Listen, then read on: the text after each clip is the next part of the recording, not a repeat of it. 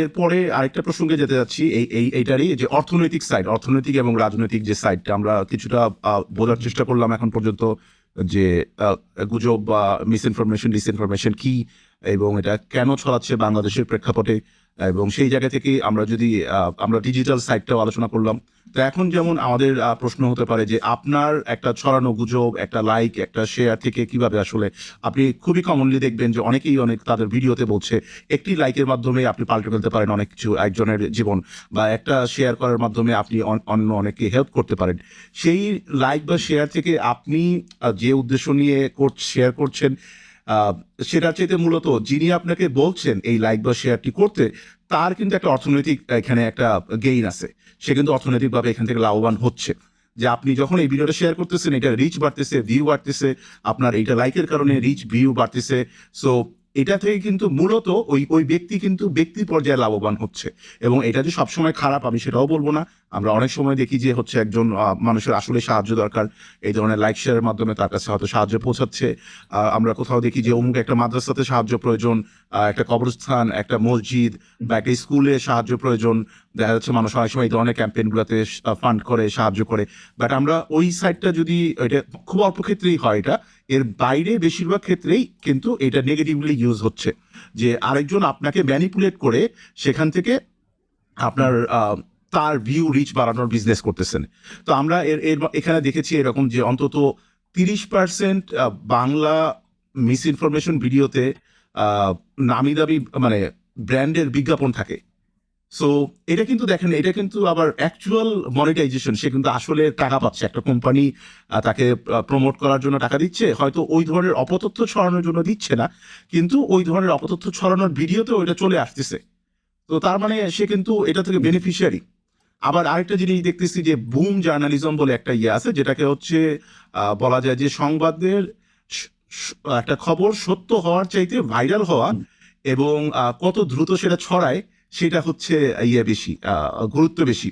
আর click bait বলে তো আমরা সবাই জানি যে ক্লিক বেইটের মাধ্যমে আপনাকে যে বিভিন্ন ধরনের কি বলবো যে ইচ্ছাকৃতভাবে এমন থাম্বনেইল করা হচ্ছে যার মাধ্যমে আপনি ওই ভিডিওটা ক্লিক করবেন এবং ভিডিওটা দেখবেন, এরকম মানুষকে একটা প্রভাবিত করার চেষ্টা। তো এই বুম জার্নালিজমের বিষয়ে আমরা এই ইউটিউবের আর্নিং এবং এই প্রসঙ্গে অন্যান্য বিষয়গুলো নিয়েও যে রাজনৈতিক একটা অ্যাঙ্গেল আছে সেটাও আমরা আলোচনা করব। তো তার আগে আমি জাস্ট একটা ছোট্ট উদাহরণ এখানে বলি যে আমি গতকালকেই বা গত পরশুদিন বাংলাদেশে একজন প্রখ্যাত সাংবাদিক, ওনার একটা কথা দেখলাম, উনি বলছেন, যেখানে উনি বলার চেষ্টা করছেন যে বাংলাদেশে মেইন স্ট্রিম মিডিয়াগুলো যে ফেসবুক ভিত্তিক যে ব্লগার বা সাংবাদিক বা যারা আছেন তাদের মতোই আচরণ করছেন, যে আমার খবরটা এখনই ছাড়তে হবে। মানে আগে ছিল কি, নিউজ পেপারে তুমি হচ্ছে পরের দিন খবর পাইতা যে গতকালকে বাংলাদেশে কি হয়েছে, তুমি টিভিতে কি দেখতা যে আচ্ছা সারাদিন কি হয়েছে, রাত 8টার খবরে আসতো, 10টার খবরে আসতো, সেরকম একটা ইয়ে ছিল, তোমাকে একটা খবরের জন্য অপেক্ষা করতে হইতো। এবং মানুষজন ওই যারা খবরটা প্রচার করছেন তারাও সেই খবরটাকে যাচাই বাছাই করে বিভিন্ন জনের সাথে কথা বলে এই তথ্যটা শেয়ার করার চেষ্টা করতো। বাট এখন কি হচ্ছে যে তুমি একটা ফেসবুক চ্যানেল চালাও, আমি একটা টিভি চ্যানেল চালাই, তুমি দেখতেছো ফেসবুক চ্যানেলে সে যেখানে ঘটনা ঘটতেছে সে ওখান থেকে লাইভ করে দিচ্ছে, তো এটা মানুষজন দেখেও ফেলতেছে, চলে যাচ্ছে। আর আমি যদি এই খবরটার জন্য রাত 8টা পর্যন্ত অপেক্ষা করি তাহলে এই খবরের ভ্যালু অলরেডি কমে যাবে। সো তার জন্য অপেক্ষা করার সুযোগ নাই, আমাকে এই খবরটা এখনই চালাই দিতে হবে। এই জন্য আমরা দেখি যে যত বাংলাদেশি নিউজ পেপার আছে সবাই এখন ফেসবুক, ইউটিউবে তাদের চ্যানেল আছে এবং দে হায়ার পিপল যারা হচ্ছে এই লাইভে যেতে পারবে, লাইভে গিয়ে কন্টিনিউয়াসলি আধা ঘন্টা 1 ঘন্টা কথা বলতে পারবে, এই ধরনের লোককে তারা হায়ার করে।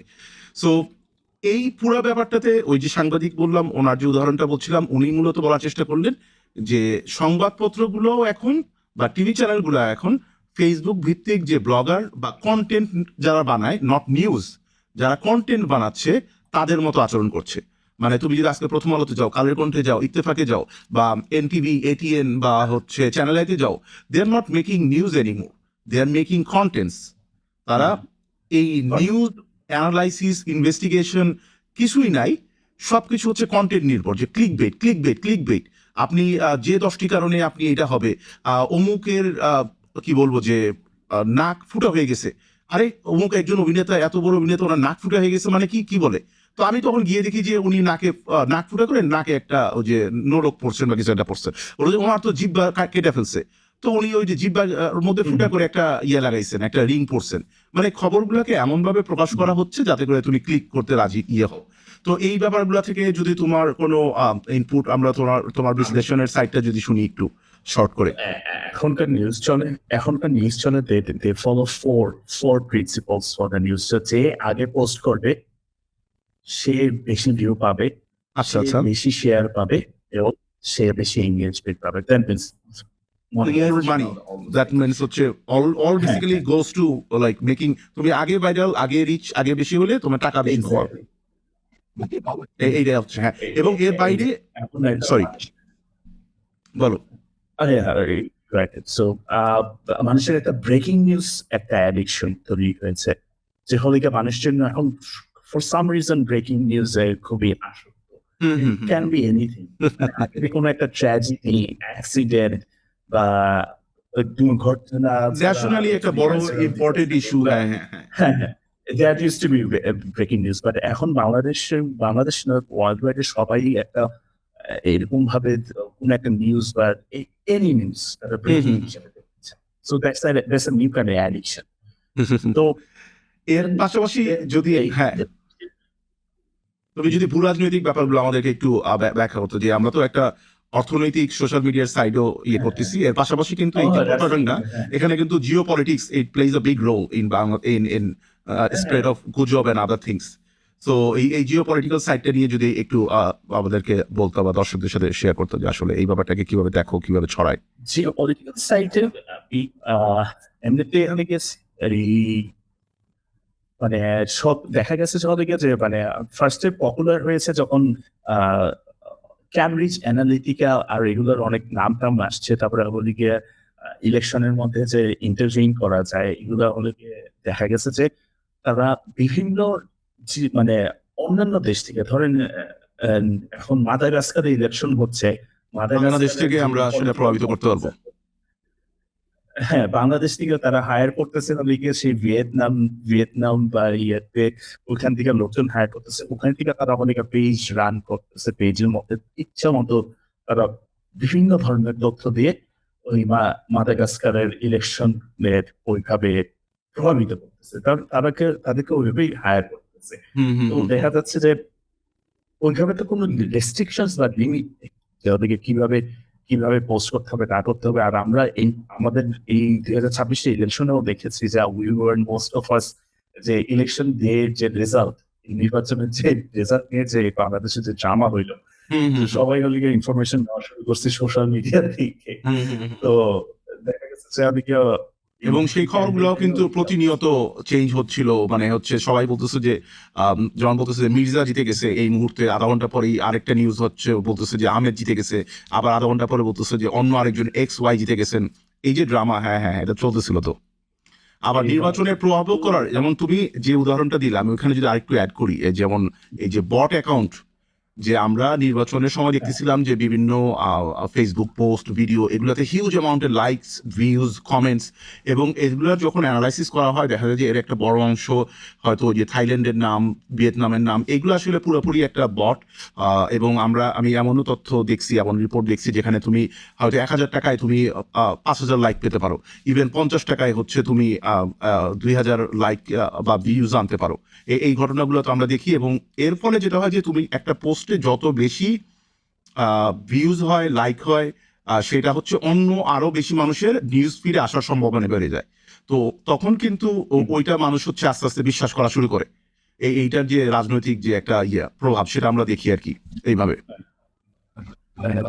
তো এই আন্তঃসীমান্তটা বাংলাদেশের যেমন দেখা গেছে যে প্রায় এটা official data, but I think that it is আরো বেশি হতে পারে।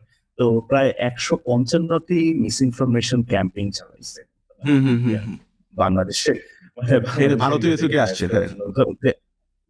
হ্যাঁ হ্যাঁ, তো most of the India misinformation campaign was not anything political. It was সাম্প্রদায়িক দানা বা মানে উস্কানিমূলক ওইগুলো ছিল, যে বাংলাদেশিরা মুসলিমরা কি করছে হিন্দুদের উপর, এগুলা লিখে those were the targeted post. তো এটাতে হলে গিয়ে মানে official result, official data show করে যে ৭৩টার মতো লিগে প্রায় ভারতীয় সম্পদ মাধ্যমিকতে জড়িত ছিল। আর আমি যেমন বাংলাদেশের আনন্দ খিচুনি যে আনন্দবাজার পত্রিকা। ভদ্রলোকের নাম। ও না, ময়ূখ রঞ্জন ঘোষ হ্যাঁ, লিখলেন। হ্যাঁ, হ্যাঁ। তো এই লোকটা নিজে যতটুকু ইনফরমেশন স্প্রেড করতো বা ডিসইনফরমেশন স্প্রেড করতো, ওনার সবগুলা পোস্ট, ওইগুলা ভারতের পোস্ট করা যা দেখতেছে উনি সারাদিন ওইগুলা আবার উনি নিউজে নিয়ে আসতো। মানে ওই মিসইনফরমেশন ক্যাম্পেইনের যেসব জিনিস আছে ওগুলো ধরে গিয়ে ওগুলা নিয়ে উনি প্রতিবেদন করতো। তো ওটা লেগে দ্য সাইকেল, দ্য লুপ, এটাকে বলা হয় কি, মানে অ্যাম্প্লিফিকেশন লুপ বলে বেসিক্যালি। মানে একজন পোস্ট করলো, আরেকজন কপি করলো, তারপরে আরেকজন কপি করলো, আরেকজন কপি করলো, আরেকজন কপি করলো, এতে এন্ড রেজাল্ট কনক্লুশন হচ্ছে কি এটা এখন সত্যি। এখন